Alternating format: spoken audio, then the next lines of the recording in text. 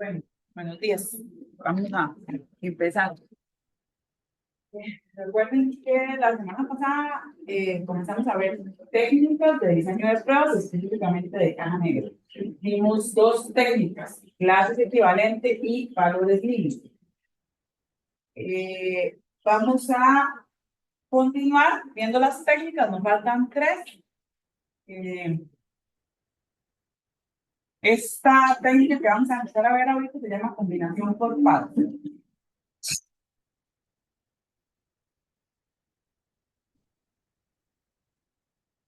Parte de el hecho de que en muchas ocasiones no es posible probar todas los casos de prueba en un sistema. Imagínense que tengamos una aplicación que tiene 10 variables, 10 campos de entrada, y que cada una de esas variables tenga 10 posibles valores. Si aplicamos alguna de las técnicas anteriores, eso nos daría 10.000 millones de casos de prueba, si combinamos todos contra todos, ¿verdad? Entonces, imagínense la locura que sería poder desarrollar esos casos de prueba. Entonces, esta técnica de combinación por pares dice, bueno, como no es posible en un contexto como de solicitar los casos de prueba, pues planteemos algo diferente.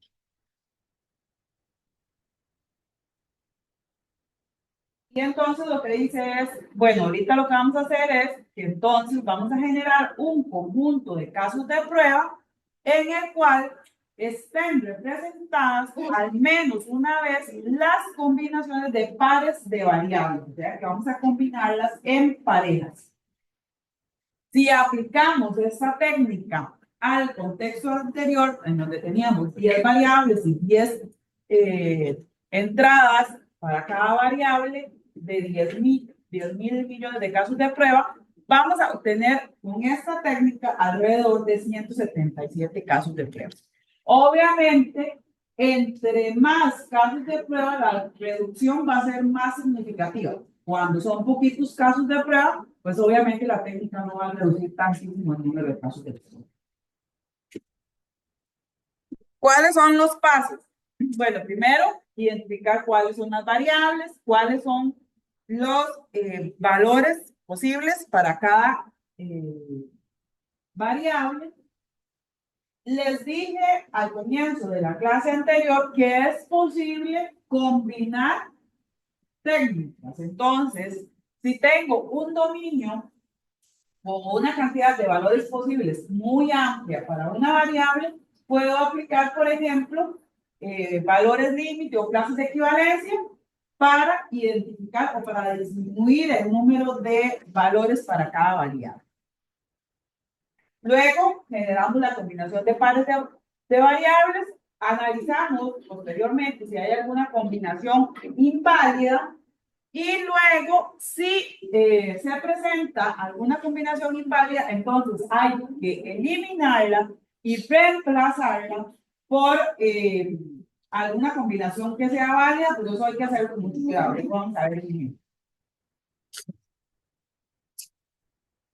Para que conozcamos cómo funciona esta técnica, voy a mostrarles un ejemplo pequeño, pero solo para entender qué es lo que hace la técnica, porque posteriormente vamos a utilizar un software en el que podamos aplicar la técnica sin necesidad de hacerlo a pie, porque a pie obviamente es bastante más lento. Entonces, supongamos que tenemos un software, tiene 3 variables, género, nacionalidad y estado civil. En género tengo femenino y masculino, en nacionalidad Uruguay, Argentina y otra, y en estado civil soltero, casado y otro. Obviamente, los casos de prueba que vamos a desarrollar es cuando combinamos el género femenino con todas las nacionalidades y los estados civiles y así sucesivamente, ¿verdad?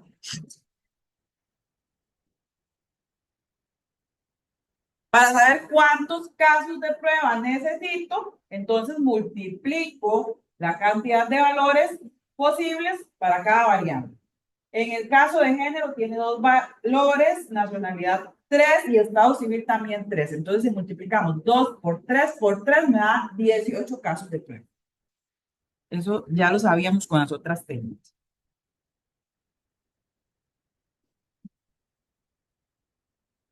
Ahora tenemos un programa que maneja cuentas de ahorro y cuentas corrientes.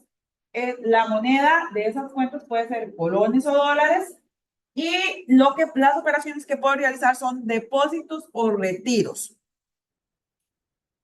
Entonces, eso es, digamos, tres variables y para cada una de esas variables, dos posibles valores. Para operación, retiro y depósito. Para tipo de cuenta, cuenta corriente y cuenta de ahorro. Y para moneda, colones y dólares.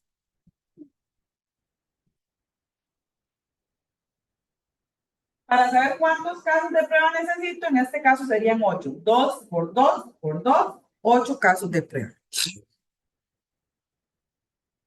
Ahí están los 8 casos de prueba. Es interesante.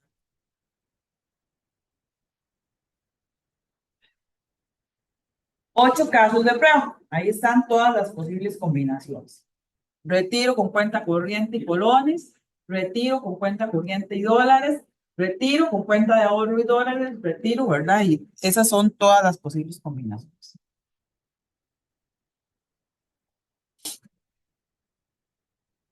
Ahora sí vamos a aplicar la técnica de combinación por pares. Dice que vamos a combinar cada uno de los valores con cada valor de cada una de las variables restantes al menos una vez.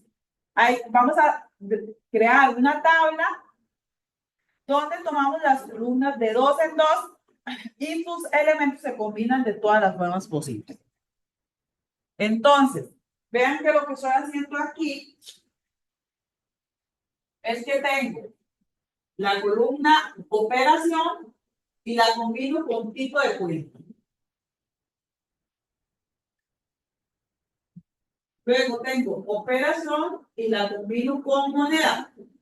Y me faltaría combinar entonces tipo de cuenta con moneda. La tabla va a ir creciendo de forma horizontal y no vertical. Entonces vean que en lugar de tener 8 casos de prueba voy a tener 4. Y aquí yo puedo eliminar los valores que están repetidos. Vean que en la primera fila retiro está repetido colones y cuenta corriente. Entonces me va a quedar un caso de prueba en donde voy a dictar nada más retiro, cuenta corriente, colones. Luego retiro, cuenta de ahorro, dólares. Depósito, cuenta corriente, colones. Y depósito, cuenta de ahorro, dólares. Esos son los 4 casos de prueba que debería de ejecutar.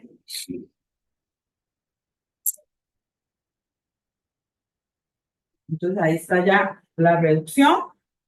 Vean que lo que hicimos fue combinar por parejas de variables que todos los valores quedaran representados. Eso es lo que hace cualquier herramienta de informática, ¿verdad? Para poder generar los casos de prueba. Vamos a hacer un ejemplo ya con una herramienta, obviamente un poco más complejo para que podamos ver el funcionamiento. Este ejemplo es sobre la configuración de una aplicación web.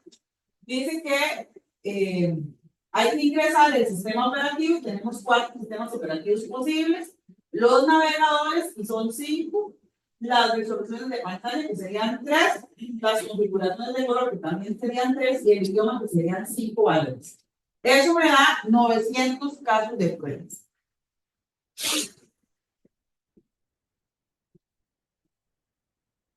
Ahí está la tabla. Tendríamos 4 sistemas operativos, 5 navegadores, 3 resoluciones de pantalla, 3 color y 5 idiomas.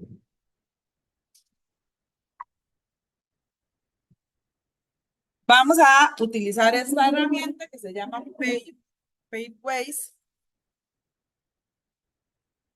Ya les voy a pasar el enlace para que ustedes lo puedan usar.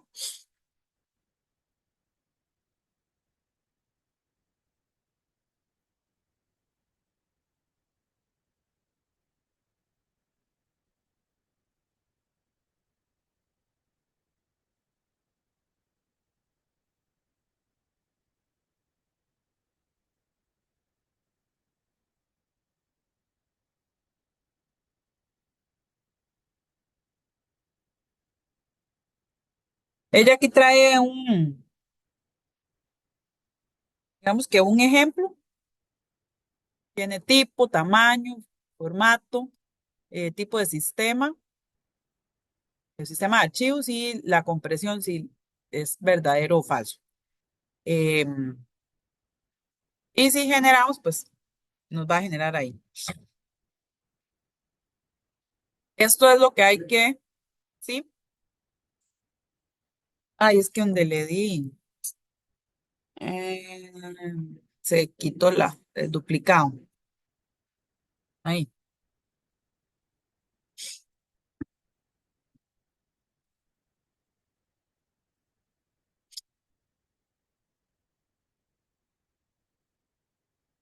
Ese, esos valores que les acabo de pasar ahí son los que vamos a agregar aquí. Entonces, teníamos sistema operativo, navegador, resolución, color e idioma. Si le damos generar, entonces vean que aquí ya me da los casos de prueba. Eso yo lo puedo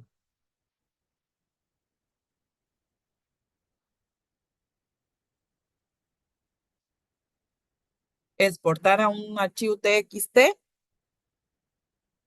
y pues hacer todo lo que nosotros queramos. Entonces vean que el primer caso de prueba sería Windows 8, Mozilla Firefox, resolución 800 por 600, un color de 16 bits en idioma portugués. El segundo caso de prueba sería Linux, Chrome, 1280 por 1024, 24 bits en español. Y así me va a dar todos los casos de prueba. ¿Alguna pregunta hasta aquí?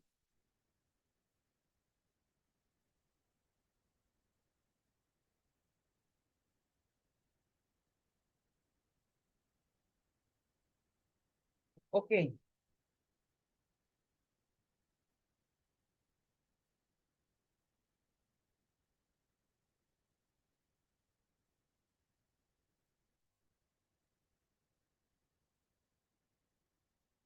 Esta es la misma tabla que genera ya, genera alrededor de 25 casos de prueba. El, eh, el procedimiento decía que teníamos que revisar los casos de prueba para que no se generaran combinaciones inválidas. Por ejemplo, el caso de prueba 9 dice que nosotros tendríamos que ejecutar el sistema operativo Linux con el navegador Internet Explorer. Esa sería una combinación inválida, porque eso no es posible de ejecutar. Entonces,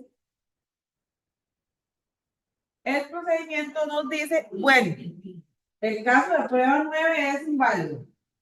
La forma de poder solucionar ese problema es quitar el caso de prueba, pero con mucho cuidado. ¿Por qué? Porque resulta que ese caso de prueba tiene 10 combinaciones adicionales, ¿verdad?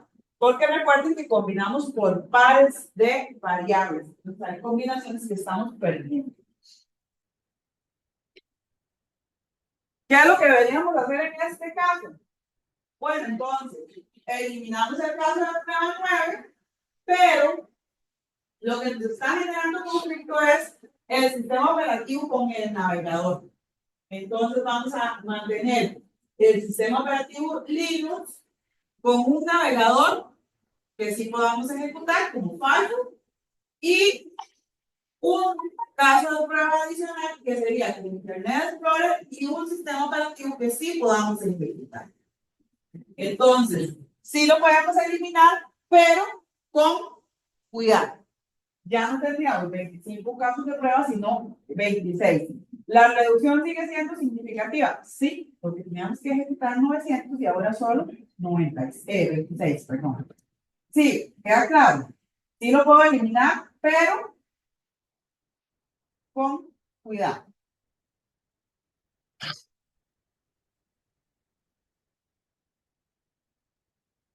Eso lo voy a cumplir. ¿Qué ventajas tiene esta técnica? Bueno, es fácil de usar porque lo hago mediante una herramienta que me genera las combinaciones para los casos de prueba. Asegura el cubrimiento de todos los pares de variables, entonces estadísticamente eso es válido y no implica un trabajo adicional, ¿verdad? Porque es bastante sencilla en ese caso. ¿Qué desventajas tendría? Bueno, pueden generarse combinaciones que no sean las más utilizadas, ¿verdad? Porque como hace pares de variables, puede ser que no esté pensando en los procesos que el usuario repite de forma, ustedes saben que hay procesos en los cuales el usuario son los que más realiza, ¿verdad?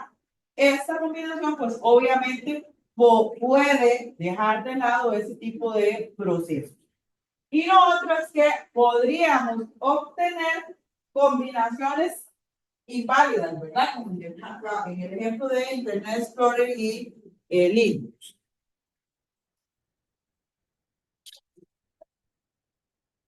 Sin embargo, es una técnica bastante utilizada por la reducción significativa en el número de casos de prueba.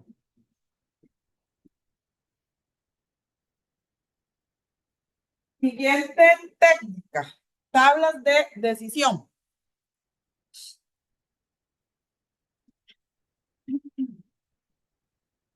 Recuerden que las técnicas de caja negra lo que hacen es generar casos de prueba sin conocer la estructura interna del programa. Las tablas de equivalencia se usan más para cuando ni siquiera tengo todavía un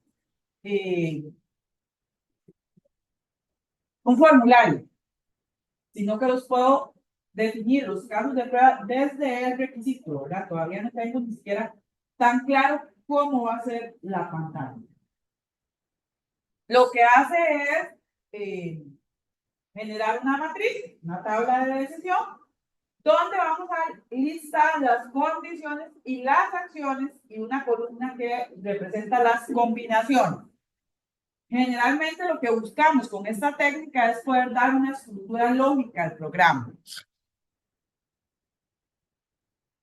Entonces, las tablas de decisión tienen como elementos las condiciones, las acciones que debe ejecutar el usuario, las entradas válidas y las reglas, que son las que nos indican las acciones que se disparan cuando hago las combinaciones en el conjunto de entrada. ¿Cuáles son los pasos de esta técnica? Bueno, lo primero que debo hacer es enumerar las causas de la tabla de decisión, calcular el número de combinaciones posibles de la tabla de decisión, llenar las columnas con esas combinaciones. Las tablas de decisión se pueden reducir, pero en este curso particular, digamos que eso lo vamos a omitir, sino que vamos a dejar la tabla completa. Luego deberíamos comprobar las combinaciones que están cubiertas y añadir los efectos a la tabla. Esto sería una tabla de decisión que ya está reducida. Recuerden que dijimos que íbamos a tener las condiciones, que serían esos cuatro filas, y luego vamos a tener acciones, y cada columna va a representar un caso de prueba. Este ejemplo es de un cajero automático cuando voy a hacer un retiro. Entonces, lo primero que deberíamos verificar es Si la tarjeta que el usuario está introduciendo en el cajero automático es válida o no. Vean que las respuestas que tengo es sí o no.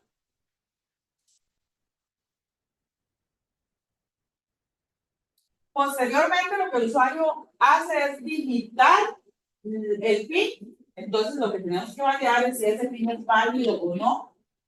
Este proceso de introducir el PIN puede ser hasta un máximo de 3 veces.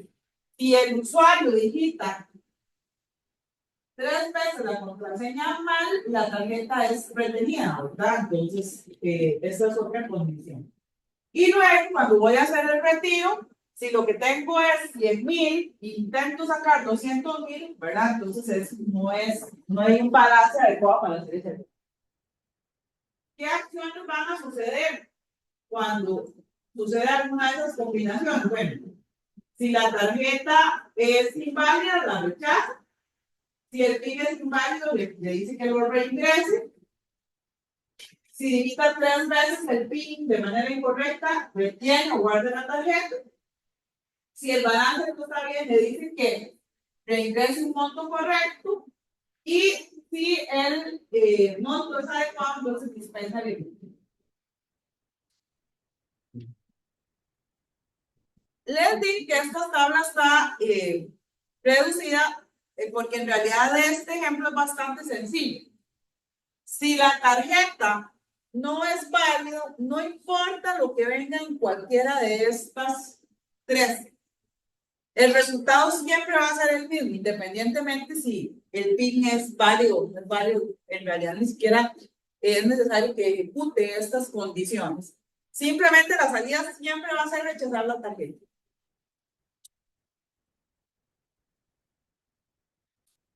Y aquí si el balance no está bien, no, aquí es, perdón, si el PIN no es válido, no importa si tiene balance o no tiene balance, digamos, lo que va a suceder es que reingrese el PIN. Y en este caso, si el PIN es inválido 3 veces, no importa el resto, simplemente retiene la tarjeta. Por eso la reducción. Ya en el cuarto y quinto, ¿verdad? Son procesos, digamos, como normales. En esta tabla los valores siempre son de sí y no. Podríamos tener tablas de decisión en donde los valores sean distintos de sí y no. Sí, obviamente la tabla de decisión va a ser más compleja, pero eso sí es posible.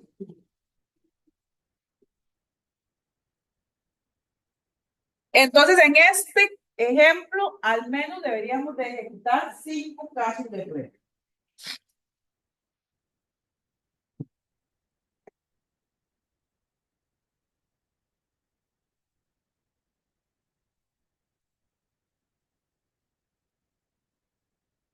Bueno, ya expliqué que los guiones lo que indican es que la condición no es alcanzable como parte de esa regla, ¿verdad? Las variables debemos verificar que se prueban al menos con sí y no una vez. Vean que tenemos 4 variables. La tarjeta válida con estos 5 casos de prueba se verifique con sí y no. Lo mismo, PIN válido y PIN inválido igual 3 y el balance. Eso sí tiene que quedar cubierto.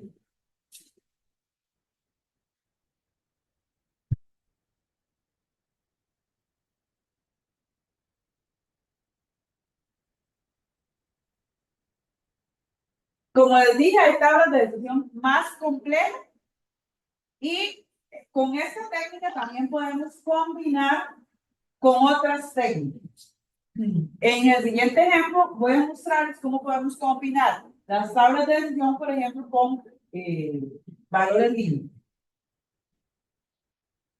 Supongamos que tenemos una serie de departamentos de policía y que aceptan tarjetas de crédito para el pago de las infracciones de conducción.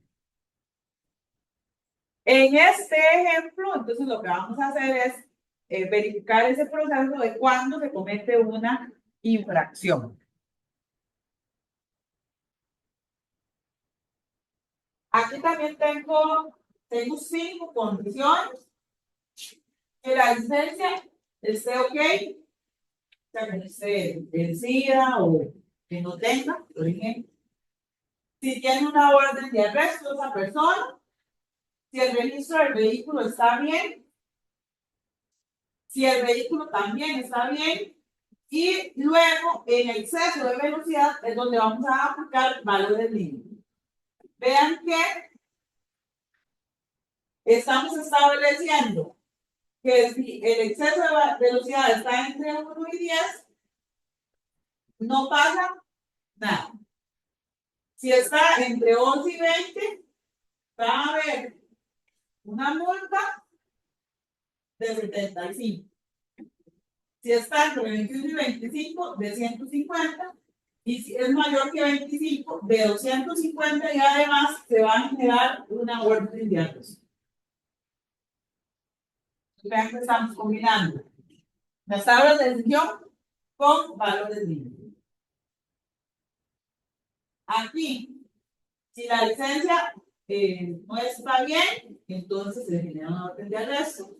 Si tiene una orden de arresto, entonces obviamente hay que detenerlo. Si el registro tanto de la persona como del vehículo no está bien, entonces se hace una infracción y vean que una multa de 25.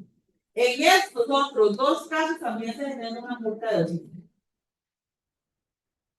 Recordemos que esta rayita lo que significa es que si la persona no tiene licencia, no importa lo que venga aquí, esto siempre va a ser el mismo resultado.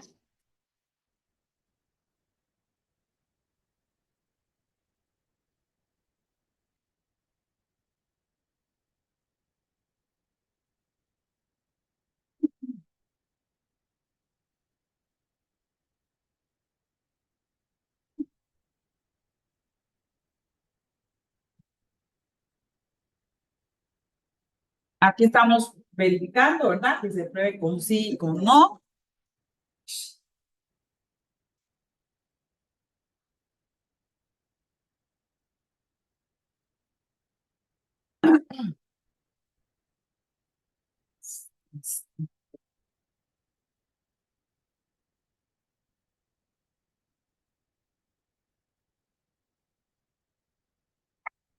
Vamos a hacer otro ejemplo.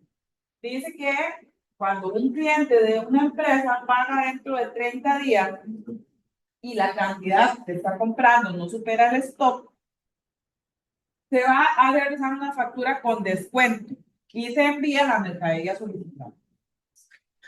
Sin embargo, si el pago se hace después de los 30 días, se factura sin descuento, remitiendo la mercadería.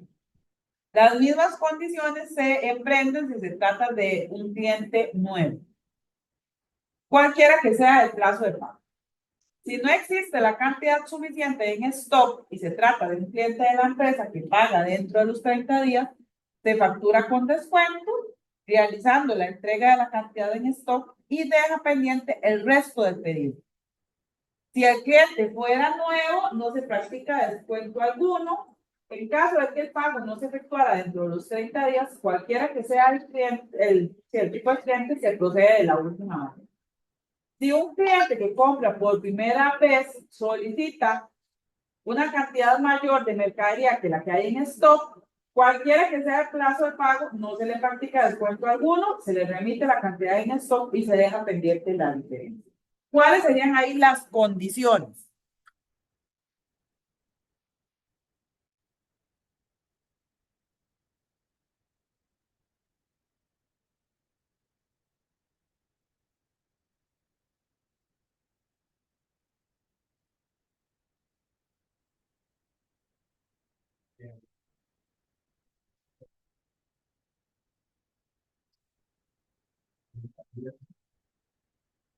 Ah, el,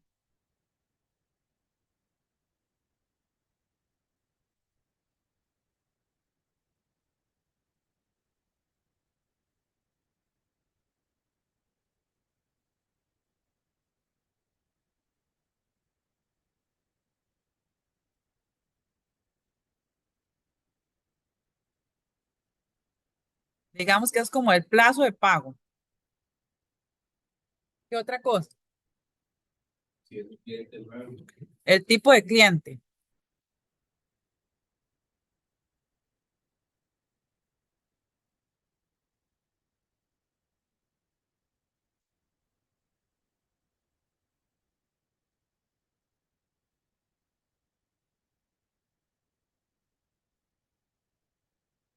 Y ahí dijeron que lo del stop, ¿verdad?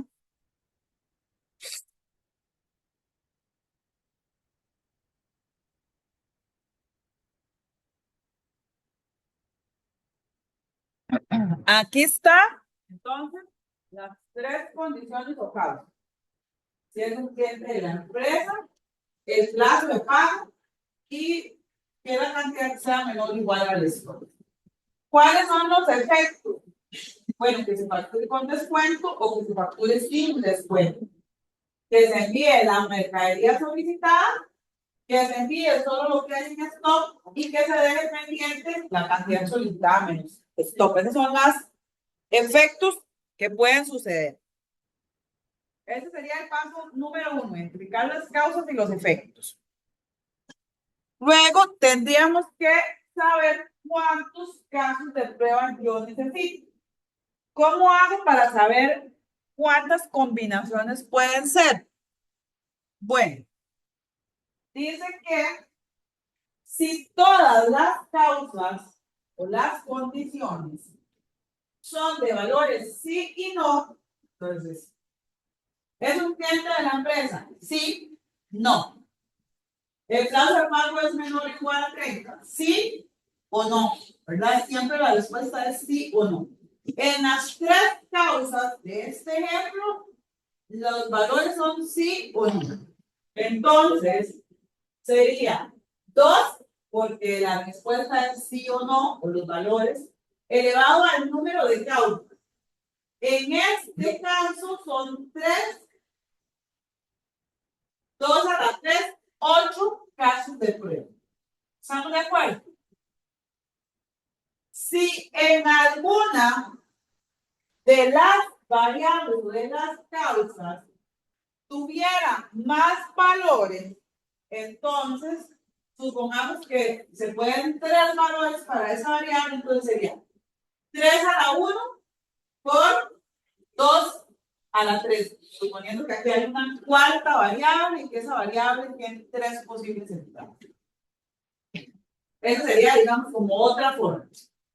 Para este ejemplo, que es como lo más típico, que sean valores sí o no, entonces serían 8 casos de prueba.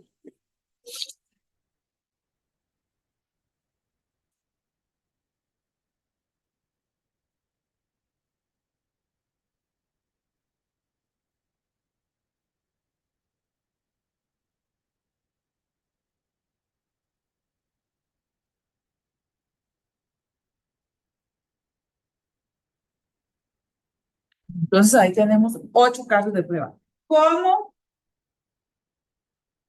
se llena la tabla?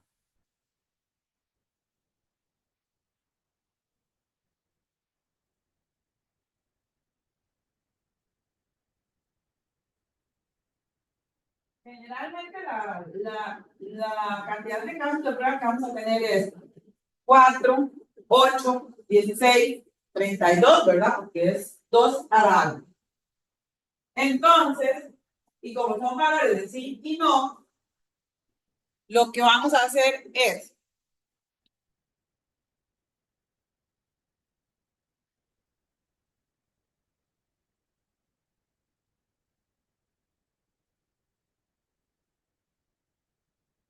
la mitad de casos de prueba de sí y la mitad de casos de prueba de no.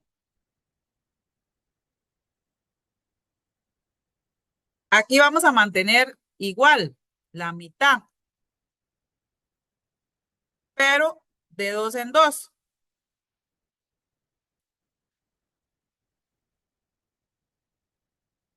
y luego de 1 en 1.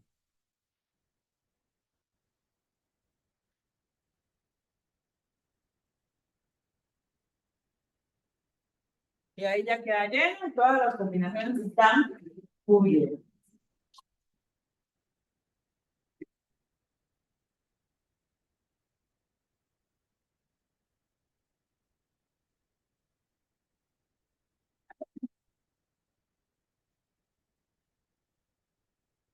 Luego de que tenemos la tabla en entonces vamos a ver la salida. Si es un cliente de la empresa, el plazo de pago es menor a 30 días y la cantidad solicitada es menor al stock, entonces queda lo que sucedía. Se factura con descuento y se envía la mercadería solicitada. En los otros casos no tengo salida. Es un cliente de la empresa, pero no paga antes de 30 días y la cantidad solicitada es menor al stock.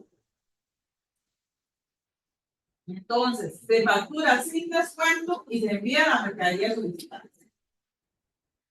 En estos dos casos de prueba sucede lo mismo, se factura sin descuento. En este otro es un cliente de la empresa, se paga antes de 30 días, pero no hay la cantidad solicitada en stock. Entonces, se factura con descuento, se envía la mercadería que hay y se deja pendiente lo que hace falta. Y así vamos viendo cada una de las posibles combinaciones y la salida. 8 casos de prueba.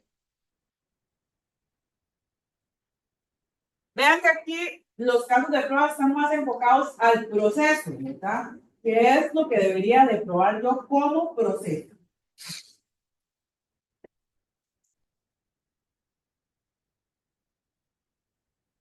Ok, vamos a hacer otro ejercicio. Se quiere determinar el importe a facturar a los clientes de unos grandes almacenes según estos criterios, perdón. Si paga con una tarjeta oro, va a tener un 15% de descuento. Si paga con una tarjeta club, va a tener un 5% de descuento. Si la tarjeta oro o club es modalidad joven, entonces va a tener un 5% de descuento adicional. ¿Por qué adicional? Porque dice que los descuentos son acumulables, es decir, que si tengo este 15%, también tengo este 5% si la tarjeta cumple con las dos cosas.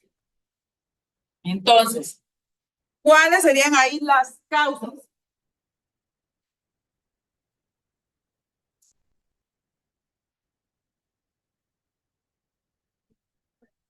El tipo de tarjeta.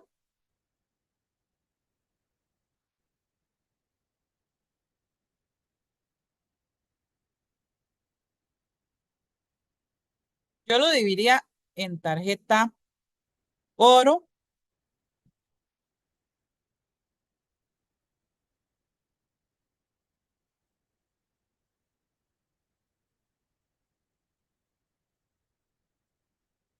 y tarjeta club, ¿verdad? Para que me salgan valores de sí y no. ¿Es tarjeta oro? Sí, no. ¿Es tarjeta club? Sí, no.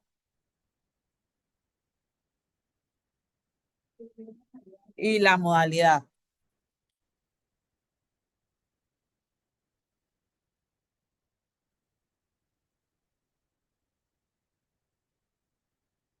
¿Cuántos casos de prueba necesito?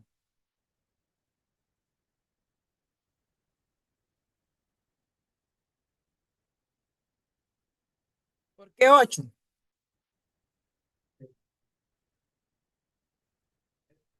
2 a la 3. 8 casos de prueba.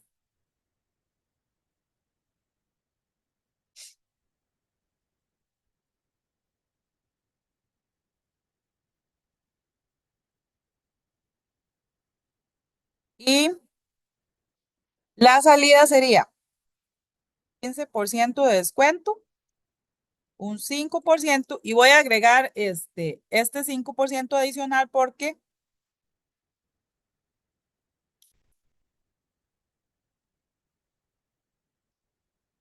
ahí abajo es una tortura escribir aquí.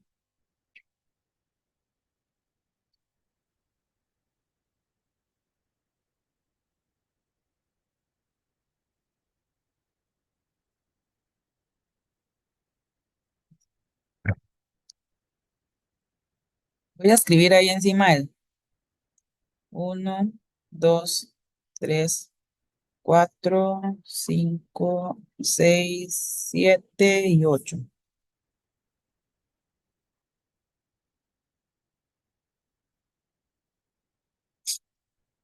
Entonces, dijimos que era sí, sí, sí y luego no.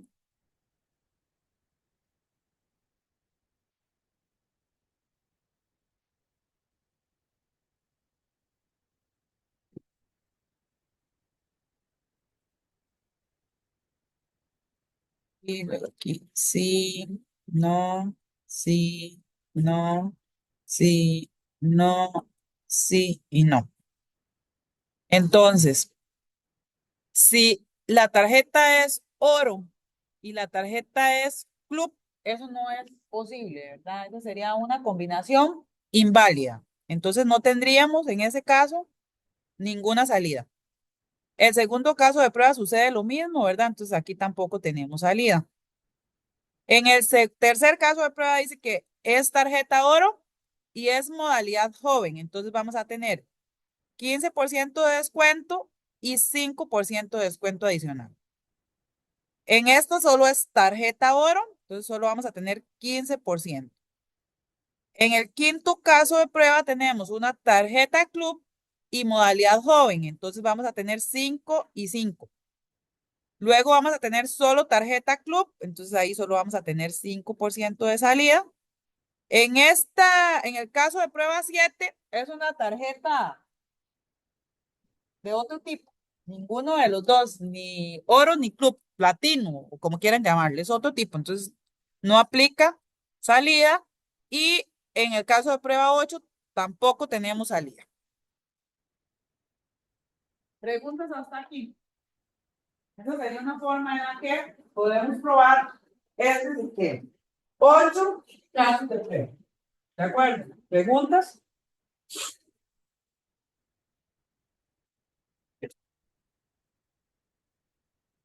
Ok. Vamos a pasar a diagramas de estado, que sería la última técnica de diseño de casos de prueba de caja negra. ¿Hay más técnicas? Sí, hay más. Pero estas son las 5 que vamos a ver acá y con esas creo que son en realidad más sencillas.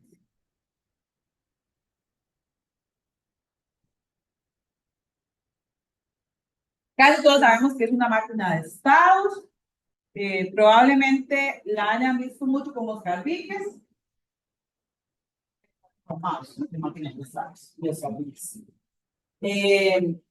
Y son muy utilizadas para documentar el diseño de sistemas que capturan requerimientos como protocolos de comunicación, sistemas de control de movimiento como robots, aviones, software de control de dispositivos como las impresoras, ¿verdad? Funcionan con máquinas de estado.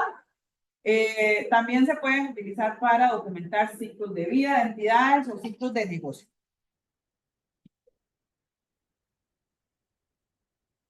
Una máquina de estados es una fracción y está compuesta de estos 4 componentes.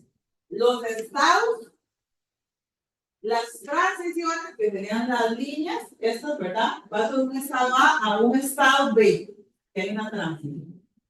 Y los eventos o las acciones, que son las que hacen que haya un cambio de estado.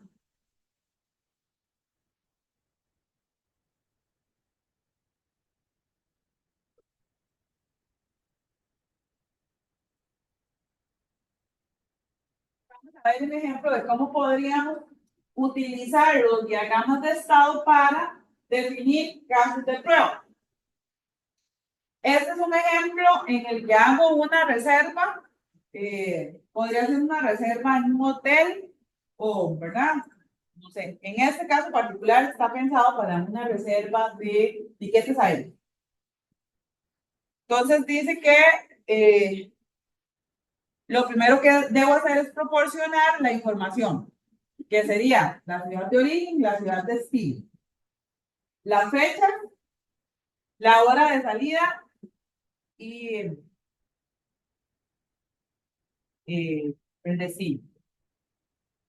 Hay un agente de reserva que es el que utiliza esa información para hacer la reserva. En ese momento, la reserva se encuentra en un estado de realizado y el sistema crea un temporizador. Si ese temporizador expira antes de que se pague la reserva, entonces la reserva es cancelada de manera automática por el sistema. Solamente me dan un plazo, no sé, de 2 horas para poder finalizar el proceso de compra. Si no está pago, entonces mi reserva debo volver a comenzar de nuevo el proceso. También yo podría cancelar esa compra del tiquete antes de que haya pagado.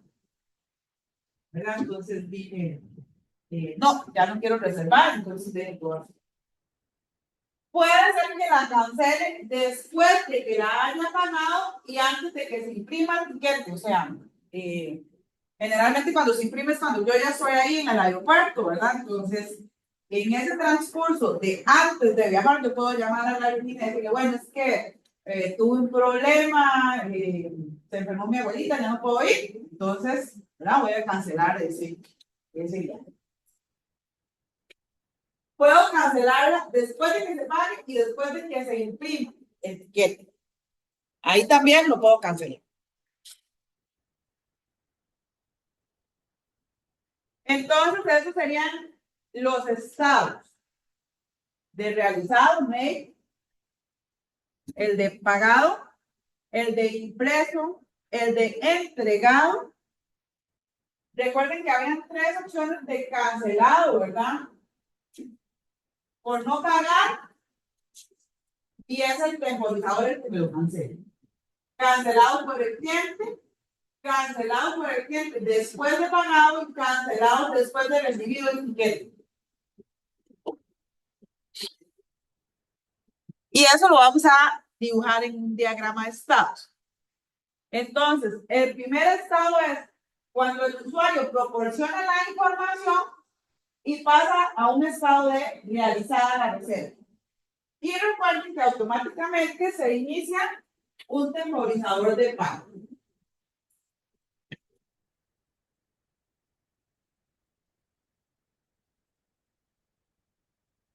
Luego hay otro método, es el que se pagó y entonces pasa a un estado de pagado.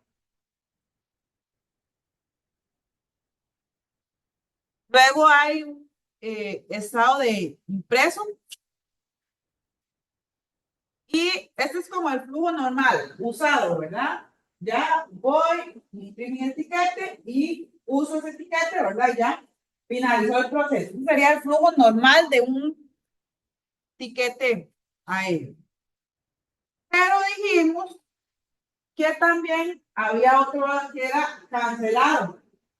Este es cuando lo cancela el temporizador antes de pagar.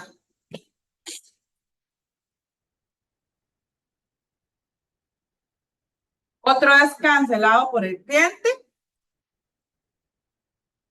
Y ese cancelado por el cliente puede ser antes de pagar, después de pagar, y aquí me faltó una flecha que es después de impreso.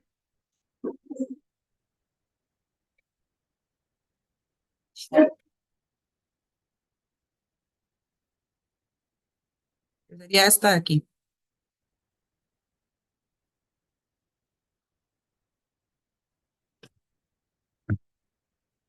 ¿Cómo hago para calcular los casos de prueba que debería ejecutar? Bueno, lo que debería de suceder es que debo visitar todas las líneas al menos una vez, ¿verdad? Entonces, mi primer caso de prueba debería de ser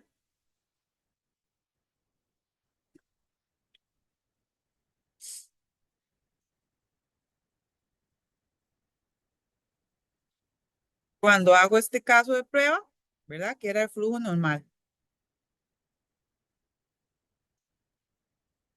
Luego deberíamos de tener un caso de prueba en donde hago este flujo de aquí.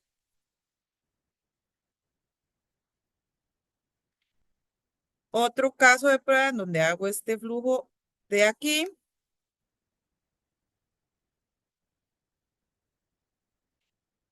Deberíamos de hacer este otro caso de prueba de aquí. Y nos faltaría este caso de prueba. ¿Cuántos casos de prueba tengo que tener? Uno, dos, tres, cuatro, cinco casos de prueba. Al menos cinco.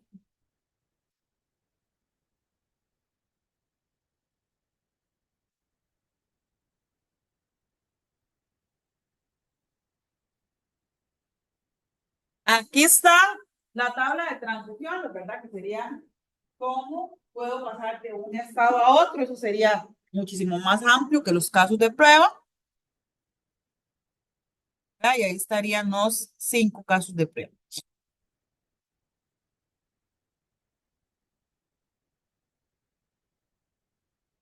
Y ahí estaría el proceso para poder ejecutar esos cinco casos de prueba. Vamos a hacer un ejercicio.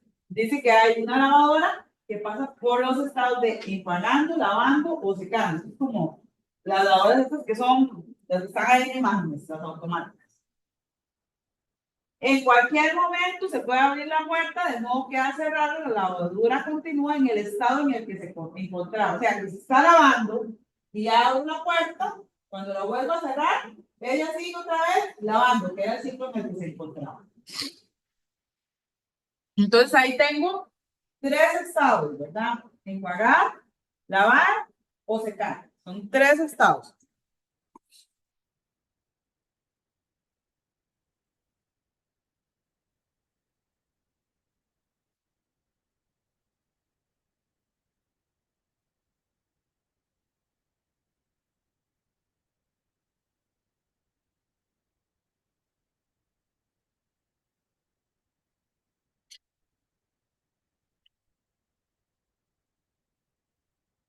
Aquí no dice como en cuál estado inicia, pero generalmente el estado inicial en casi todas las lavadoras es en el de lavar, ¿verdad?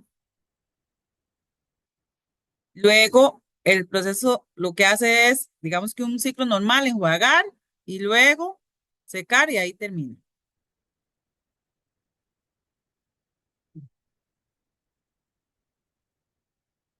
Pero dice que hay otro proceso, es el que puedo abrir la puerta y que vuelvo al estado en el que me encontraba.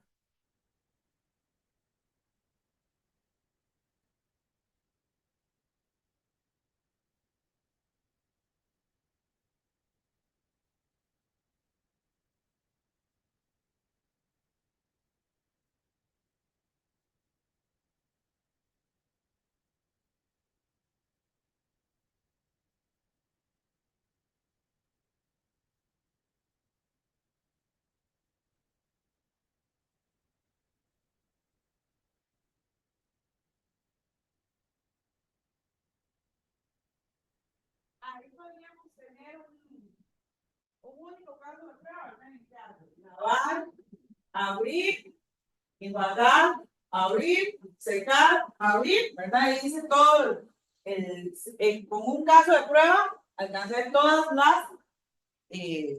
las líneas. Podría ser que lo ejecutáramos con solo uno.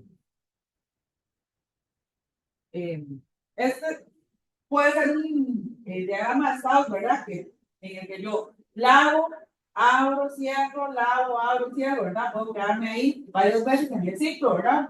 Pero digamos que eso no es como la intención. Preguntas hasta aquí, diagramas de estado.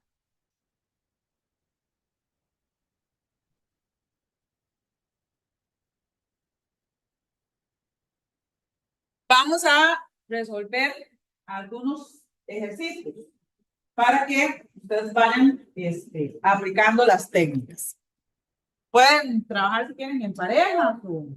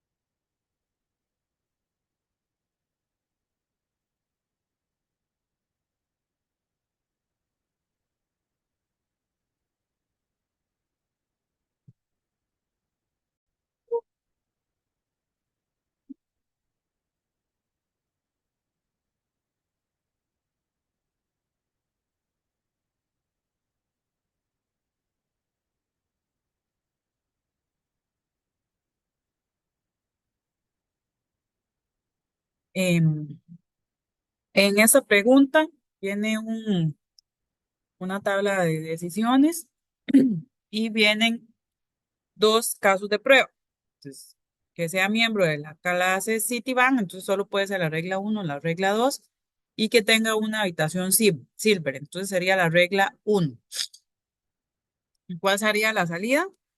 Que ofrezca una actualización Gold.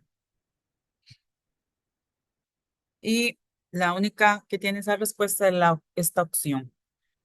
La segunda dice que no sea miembro de Citibank, entonces es la regla 3 o la 4, con una habitación Platinum. Entonces aquí no tiene ninguna, no ofrece actualización. Entonces la respuesta correcta es esta. Aquí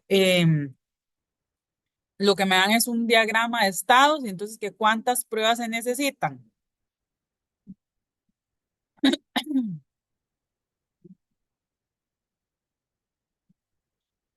Todos los casos de prueba terminan en el mismo lugar, entonces necesitaríamos uno aquí,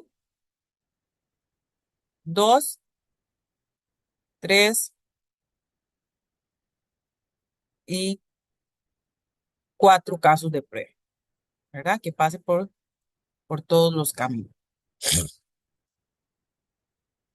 Esta otra, algo muy importante con las tablas de decisión. No necesariamente todas las tablas de decisión van a quedar igual, ¿verdad? Si agrego, por ejemplo, una condición adicional, no es que la tabla de decisión esté mal, sino que tal vez es que está siendo más estricta que la anterior, ¿verdad? Porque estoy agregando mayor cantidad de casos de prueba. No quiere decir que esté mal, a no ser que me esté inventando, ¿verdad? La causa que estoy agregando, ¿verdad? Que no esté planteada en el problema. Pero sí, se deberían lo que sí debería definirse es como unas causas mínimas que son las que indica el problema, ¿verdad? Entonces, también depende, como yo lo planteé, puede ser que una tabla de decisión cubra todo lo que se indica, ¿verdad? Y no necesariamente porque otra tenga más casos de prueba que la otra, ¿verdad? Esté mala o no, ¿verdad? Habría que analizar la manera en que se planteó.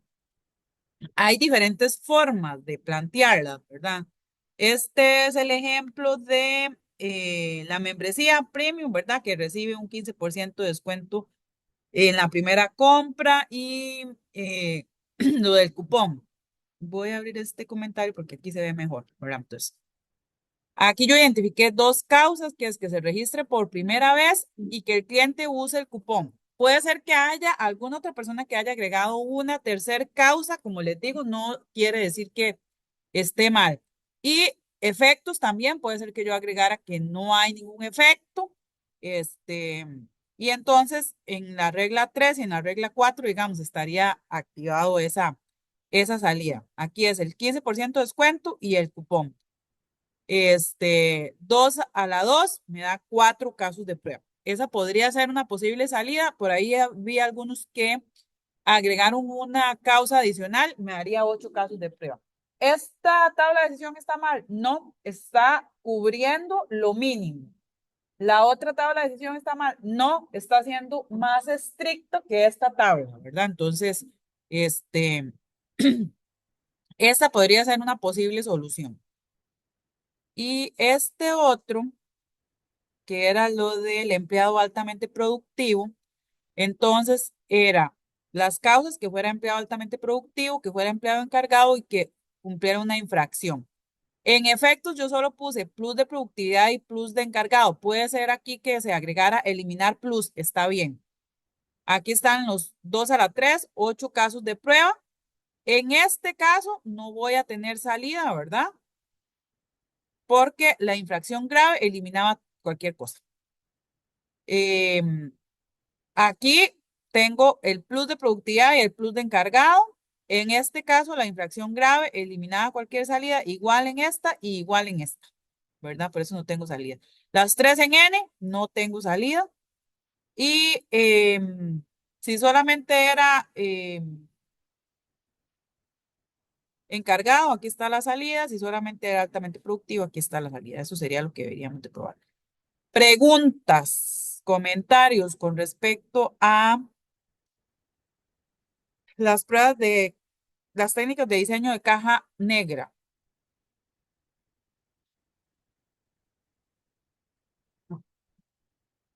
Preguntas, dudas. Ustedes hay una tarea, sería para la próxima semana. La tarea es en los grupos del proyecto. Es aplicar algunas de las técnicas a los sistemas que ustedes están realizando. La idea es que la tarea les va a servir en el proyecto, porque ustedes van a tener que diseñar casos de prueba en el proyecto. Entonces, al aplicar la técnica, ya ustedes pueden tomar de esos casos de prueba para su plan de pruebas. Entonces, por eso las dejé en los grupos del proyecto. Entonces, ahí está publicada la tarea. Si no hay preguntas, entonces vamos a pasar a las siguientes técnicas de diseño, que serían caja blanca. ¿Preguntas? Ok. Eh, no voy a lograr terminar todo el tema, entonces vamos a ver algunas técnicas, porque estas son varias, y ahí voy midiendo hasta dónde podemos llegar.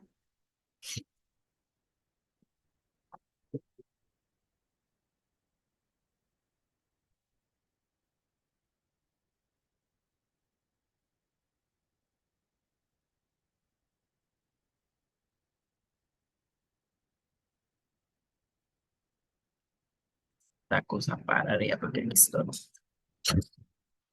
Ok, en cama blanca, vean que tenemos técnicas de diseño a nivel de sentencias, a nivel de decisiones, a nivel de condiciones y decisiones. Otra técnica que se llama cobertura modificada de condiciones, decisiones y múltiples condiciones, y luego la prueba de cambios. Nos vamos a enfocar principalmente en la prueba de herramienta, esa es la técnica que más vamos a trabajar, pero la idea es que podamos conocer de la gran cantidad de opciones que tenemos para diseñar técnicas a nivel de cada blanca. Conforme vayamos viendo las técnicas, vamos viendo o vamos a ir viendo que cada una de las técnicas es más estricta en el nivel de pruebas que necesito hacer. O sea que las pruebas de sentencia son como las más sencillas, las que voy a tener menor cantidad de casos de prueba, y las pruebas de múltiples condiciones es como donde voy a tener que la totalidad de las pruebas que puedo hacer para un algoritmo. Entonces, esa es como la dinámica que vamos a seguir. Tal vez otra cosa importante que tengo que aclarar, probablemente conforme vayamos avanzando, también voy a hacer mención, es que ¿cuál de esas técnicas voy a utilizar? Bueno, depende, igual que en las de caja negra, ¿verdad? Depende de qué tan estricto tenga que ser. Depende del presupuesto, por ejemplo, o del tiempo que tenga. Entonces también eso me va a decir o me va a inducir a utilizar un tipo de técnica, ¿verdad? Y también puede depender, por ejemplo, del tipo de sistema o del sector en el que me encuentre. ¿Qué quiero decir con esto? Bueno, creo que en otro momento también ya utilizamos como esa comparación. Probablemente, si el sistema que estoy probando es el del Banco Nacional, me van a exigir que las técnicas de diseño de pruebas estén en este nivel, el más estricto. El TEC me puede aceptar que utilice las de decisión, o quizás hasta la de sentencia. Va a depender del sistema, va a depender del sector, por ejemplo. A nivel teórico está escrito en muchos libros que la NASA, digamos, está casada con esta línea. Hay que hacer la totalidad de las pruebas en un sistema. Entonces eso va a depender, obviamente, hasta de la organización el tipo de técnica al cual yo tenga que utilizar. Entonces, por eso es bueno que conozcamos toda la gama de opciones que tenemos, ¿verdad? Porque puede ser que en algún lugar utilicemos la técnica más sencilla, pero en otro se requiera la más compleja. Entonces, hay que conocerlas todas.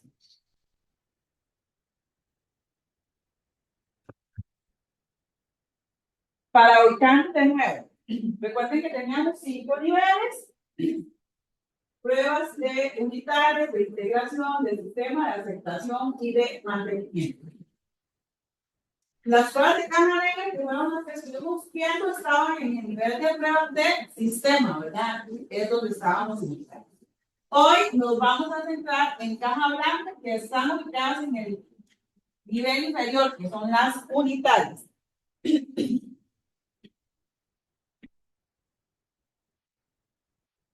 Teníamos también dos tipos, pruebas estáticas, pruebas dinámicas.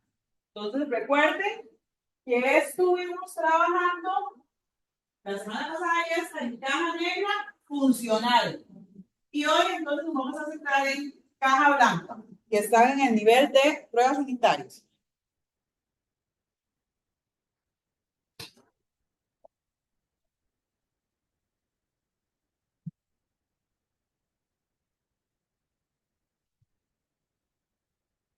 Otra vez, recordando, las pruebas de caja negra se basan en la estructura interna, ¿verdad? Es cuando conozco el código. Sí. Sí, perdón, de caja blanca. Sí, caja negra, pero estoy hablando de caja blanca. Es que como cambié el chip así tan de pronto que en el otro. Las pruebas de caja blanca nos van a ayudar a determinar y a alcanzar un nivel de cobertura del flujo de control basado en el análisis del código. Más adelante vamos a ver de qué forma yo puedo definir ese flujo de control del algoritmo para poder definir las pruebas. Me determinan también el nivel de cobertura del flujo de datos y el nivel de cobertura de interfaces, clases y flujos de llamados.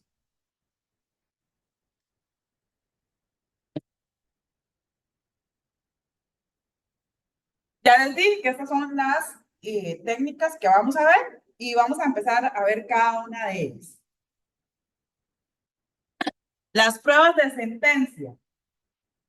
Dice que un conjunto de pruebas de sentencias satisface el criterio de cobertura de sentencias si todas las sentencias del programa son ejecutadas al menos una vez. O sea, yo tengo un algoritmo que tiene 10 líneas de código, a eso es lo que llamamos sentencias, y necesito que todas esas líneas de código sean ejecutadas al menos una vez.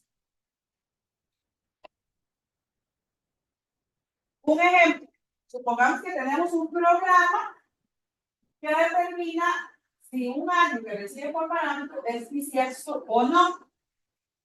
Entonces, vean que este algoritmo tiene 6 líneas y necesito definir un conjunto de pruebas que me permitan ejecutar todas las líneas al menos. Este diagrama que ustedes ven aquí, básicamente es lo mismo que es. Entonces aquí tengo la línea 1, de la línea 1 paso a la línea 2, luego paso a la línea 3 y vean que en la línea 3 tengo una decisión. Si es verdadero, paso a 4 y si es falso, paso a 5. De la línea 4 también voy a 5 y termino en la línea 6. Es como son lo mismo. Entonces, dice que las pruebas de sentencia necesito un conjunto de pruebas que me permitan ejecutar todas las líneas del programa o las sentencias del programa. ¿Cuántos casos de pruebas creen ustedes que yo necesito para poder hacer eso?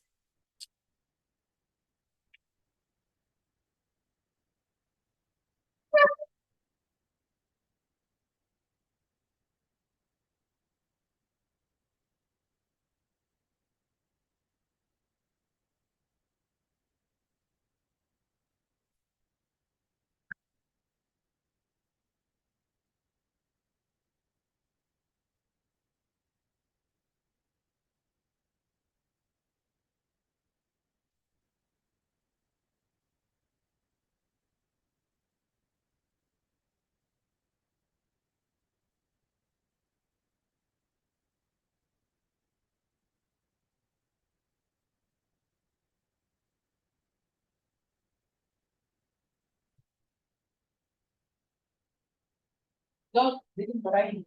Es la menos.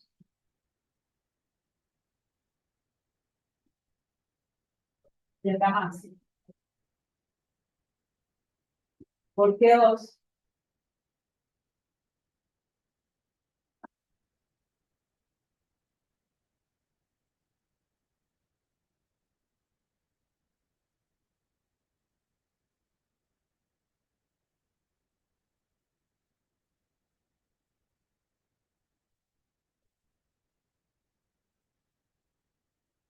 Ocupo saber si es verdadero o falso, ¿correcto? ¿Ah? Ok, entonces vamos a ver. ¿Cuál es la 10? El 2020. Este año lo tiene. ¿Cuál? El otro año es cierto. Este año es cierto.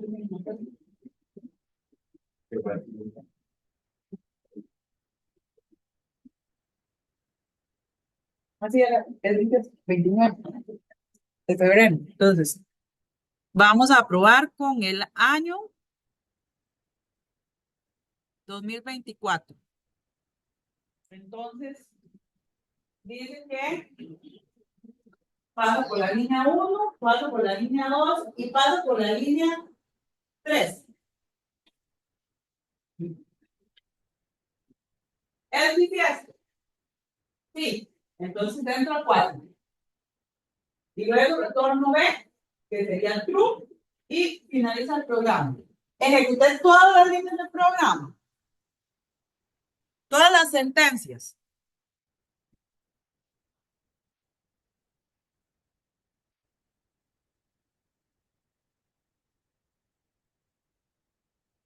Vamos a ver, dice, paso por 1, paso por 2, paso por 3, 4, 5 y 6. Ejecuté todas las sentencias, ¿verdad? ¿Estamos de acuerdo? Entonces, como un caso de prueba, logré la cobertura de sentencias. Sentencias serían los circulitos, ¿verdad? ¿Estamos de acuerdo?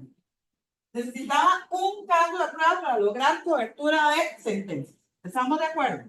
Puede ser que a veces necesite 2 o que necesite 3, ¿verdad? Este fue un caso particular, el que con un caso de prueba fue suficiente.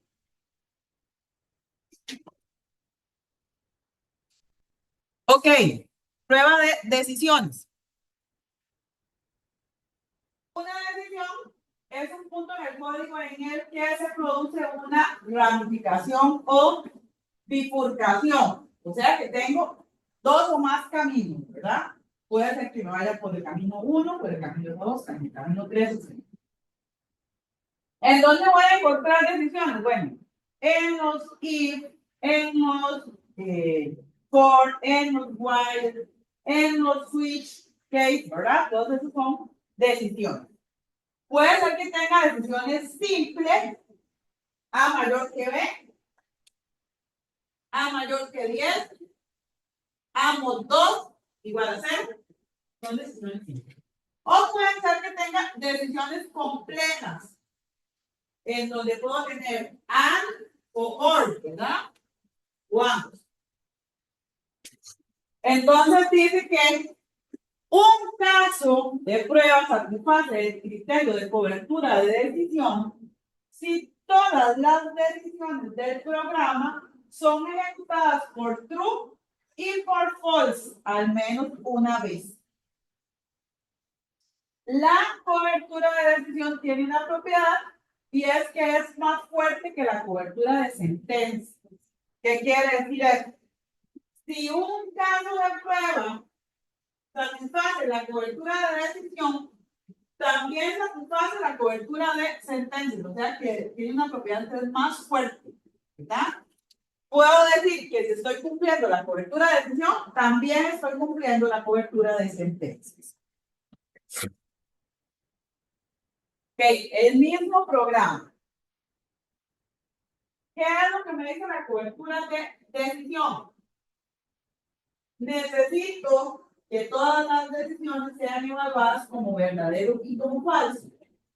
Con 2024, perdón, ¿Cómo evaluamos esta decisión?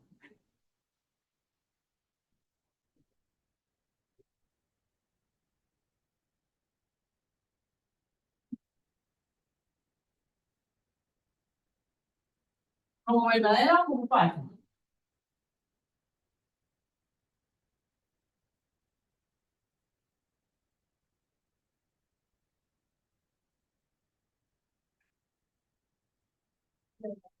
Como verdadero, ¿verdad?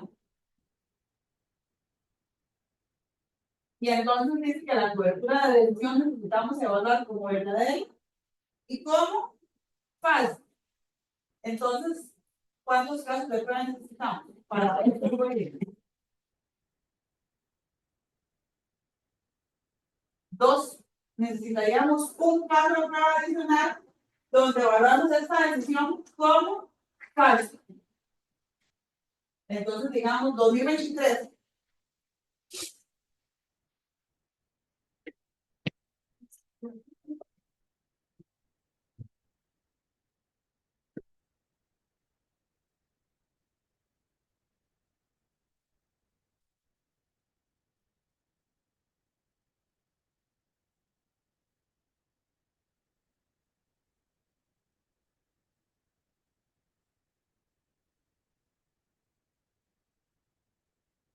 Recuerden que ya teníamos un camino que era este, ¿verdad?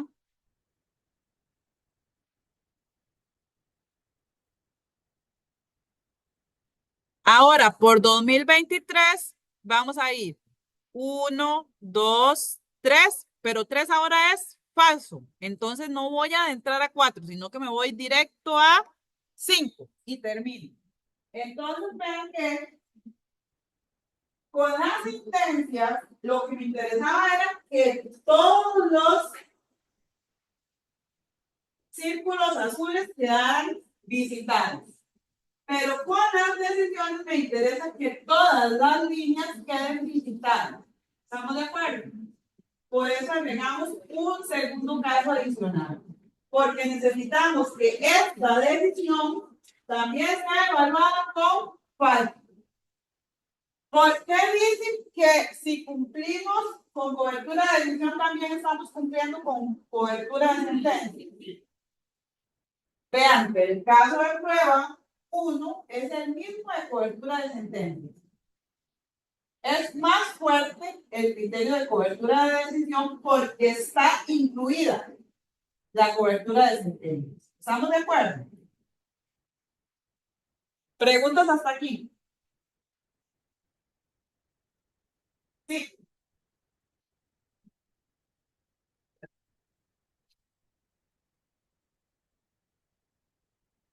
Pruebas de condición.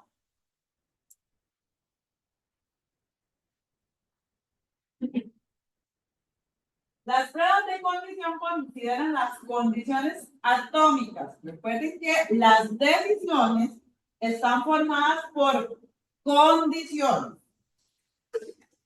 Dice que un caso de prueba satisface el criterio de cobertura de condición si cada condición atómica de cada decisión es ejecutada por true y por false al menos una vez. No es lo mismo que yo haga todas las combinaciones, no es eso lo que queremos. Ahorita voy a explicar eso de una forma más clara. Y importante, la cobertura de condición no es más fuerte que la cobertura de decisión. Entonces aquí sí no podemos decir que si tengo cobertura de condición, tengo cobertura de decisión. No necesariamente.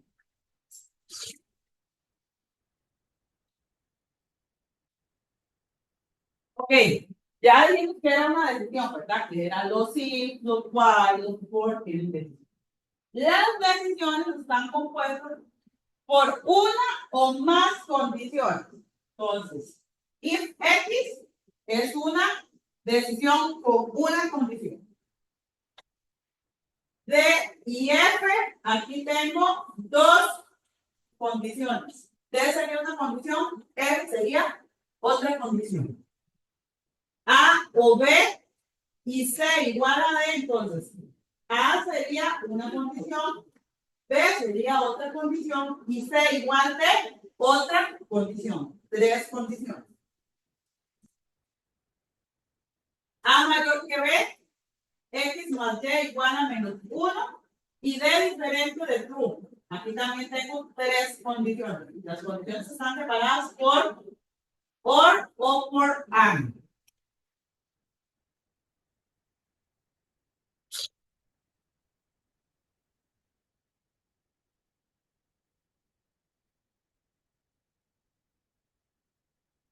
Y lo que me dice es que cada condición debe ser probada con verdadero y con falso.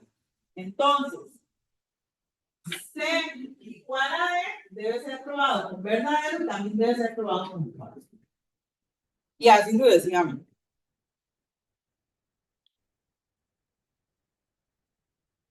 Tenemos este programa. Lo que hace es buscar un número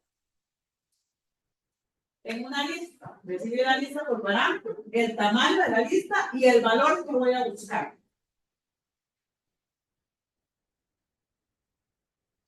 Y entonces lo que hace es declara una variable found en false, ¿verdad? Que no la he encontrado. Recorre la lista por arreglo hasta el tamaño, mientras que este found sea falso, ¿verdad? En el momento en que es verdadero, sale del while, porque ya lo encontré. Dentro de este while hay un if para saber si el valor de la lista es igual al valor que le envié por parámetro. Si es verdadero, found se hace true, ¿verdad? Entonces sale del while y retorna. Incremento el índice, ¿verdad? Para que no se quede claro, más o menos. Vean entonces que tenemos dos decisiones, un while y un if. Este if tiene una condición, este while tiene dos condiciones. Entonces la cobertura de condiciones decía, necesitamos probar cada condición como verdadero y como falso al menos una vez. ¿Cuántos casos de prueba entonces creen ustedes que necesitamos? 6. 6.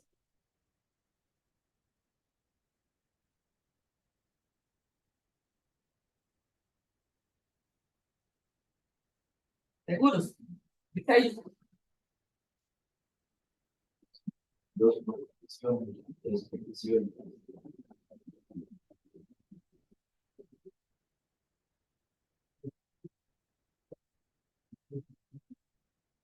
Si fueran independientes, sí. Pero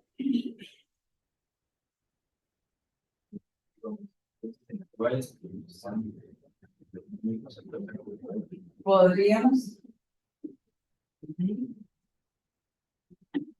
Ok. Ejecutamos el primer caso de prueba típico. El valor está en la lista.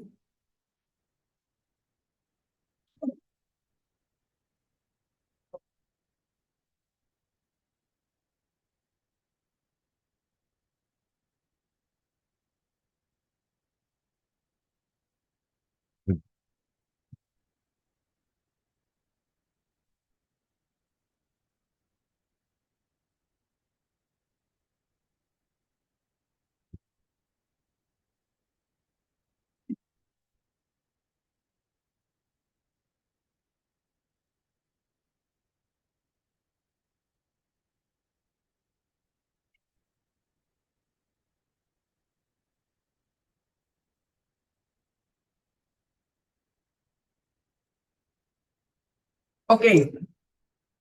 Tengo una lista, tiene los valores 1, 2, 3, tamaño sería 3, y el valor que voy a buscar es el 2. Entonces, delta index igual 0, found en fall, en el while. El índice es menor que 0 es menor que 3. Sí, ¿verdad? Entonces, esta condición la estoy evaluando como verdadera. ¿De acuerdo?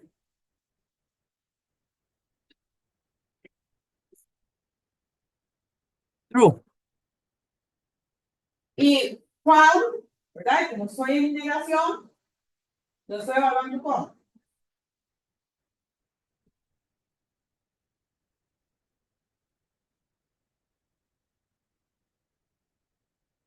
Ahí están false, ¿no?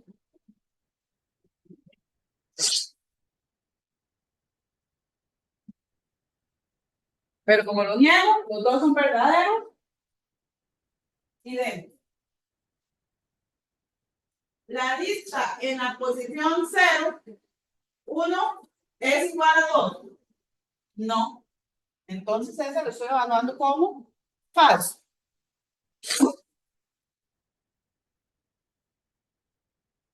Vuelve a incrementar.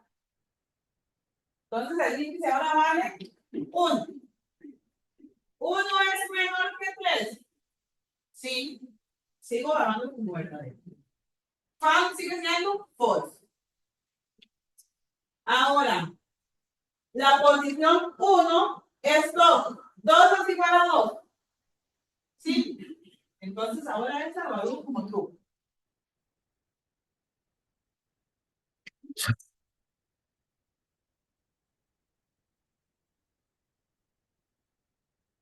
Found se hace true. Incremento. Ahora vale 2 y vuelvo al igual. 2 es menor que 3. ¿Sí? Pero found ahora es true.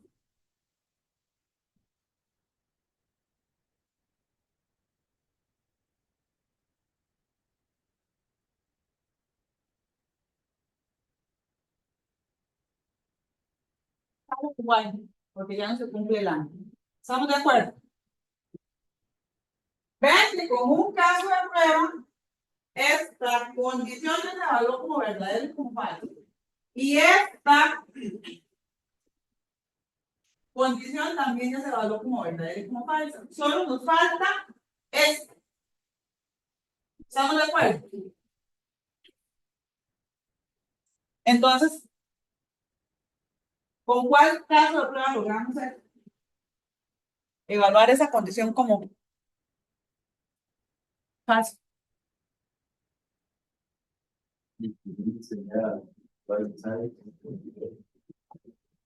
Entonces podríamos aquí agregar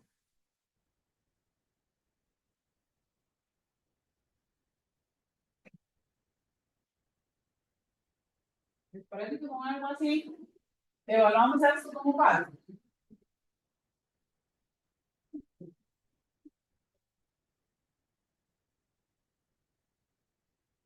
Esta es la primera vez, índice del 0. 0 es menor que 1. ¿Sí? Y found es falso. La lista en la posición 0, 1 es igual a 2. No, incrementa. 1. 1 es menor que 1. No, fácil, sale igual. ¿Cuántos casos de prueba necesité?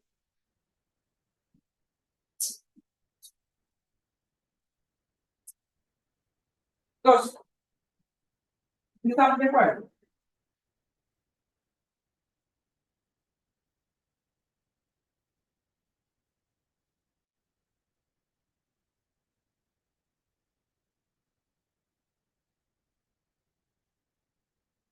Aquí, en este momento, debemos preguntarnos si las pruebas de condición son suficientemente buenas. Imagínense que tenemos esta decisión en donde tengo dos condiciones, A y B.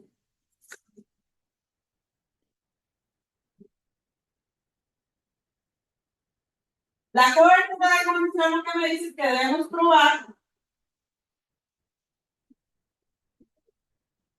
cada condición como verdadero y falso. Si yo planteo un caso de prueba en donde A es falso y B es verdadero, la decisión se evalúa como falso. Y si planteo un segundo caso de prueba, en donde A se evalúa como verdadero y B se evalúa como falso, la decisión se evalúa también como falsa. Estoy cumpliendo con eso la cobertura de condición. ¿Sí? Porque dice que lo que necesitamos en una cobertura de condición es evaluar cada condición como verdadera y como falsa. Entonces la cobertura de condición la estoy alcanzando. Pero no logramos entonces la cobertura de decisión. ¿Por qué? Porque la decisión en los dos casos de prueba se está evaluando como falso y nunca como verdadero. ¿Tengo cobertura de condición? Sí, pero no tengo cobertura de decisión. ¿Estamos de acuerdo? Por eso es que no podemos decir que la cobertura de condición es más fuerte que la cobertura de decisión. Si mis casos de prueba hubieran sido falso, falso y verdadero, verdadero, alcanzo las dos cosas. Sí, pero no necesariamente puede ser que esos dos casos me funcionen por diferentes características que tienen. Entonces, no siempre se logra, aunque algunas veces sí se hace.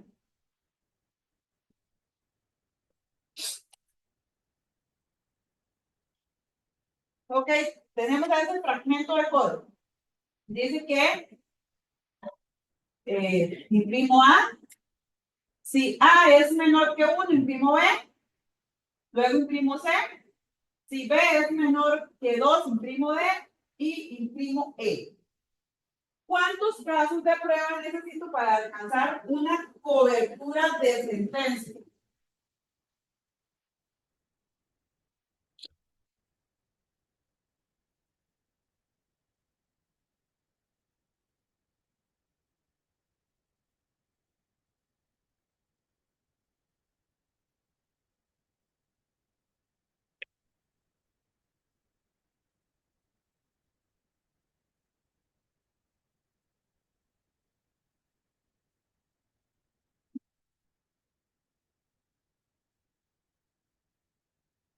¿Qué hace la cobertura de sentencia? Que todas las sentencias del programa se ejecutaran al menos una vez. ¿Con cuál caso de prueba lograría yo eso? ¿O con cuál?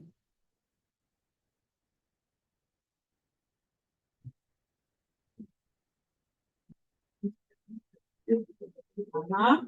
Entonces necesito un caso de prueba donde A valga ¿qué? 0. Podría ser. Y B valga también 0. 0 es menor que 1. Sí, imprima B. Luego imprima C. 0 es menor que 2. Sí, imprima B. Imprima E. ¿Logré cobertura de sentencia? Sí. Con un caso de prueba fue suficiente.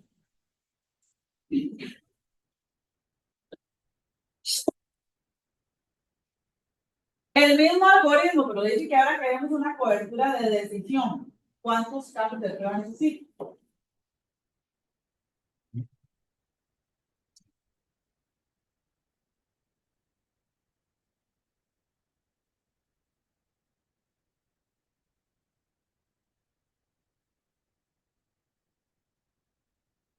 Dos. ¿Podemos utilizar el de antes?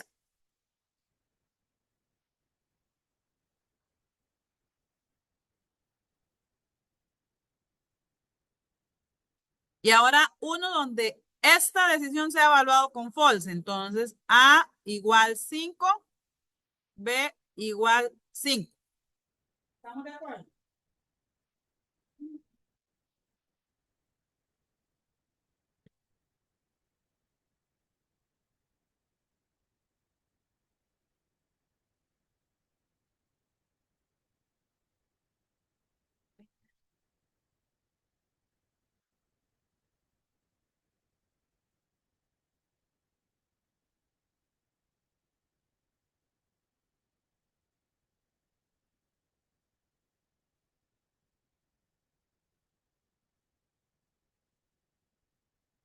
Vamos a hacer este ejercicio y lo cerramos aquí.